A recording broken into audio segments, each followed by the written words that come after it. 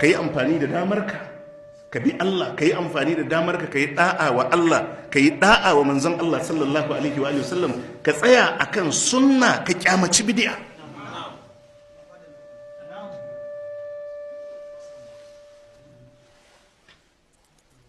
Musulunci shine komai. In Allah ya maka dace da shi, an maka dace da komai. In ka rasa musulunci, ka rasa komai.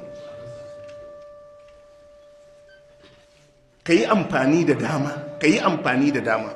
Rayuwa tana ta shuɗewa, rayuwa tana ta shuɗewa. Ka yi amfani da dama, ka yi amfani da dama. Damar ka ta rayuwa, annabi ya ce ka yi amfani da ita kafin lokacin mutuwa. Damar ka ta lafiya, annabi ya ce ka yi amfani da ita kafin rashin lafiya. Damar ka ta wadata, ka yi amfani da ita kafin ta ƙare ko kafin ka ƙare ka batta.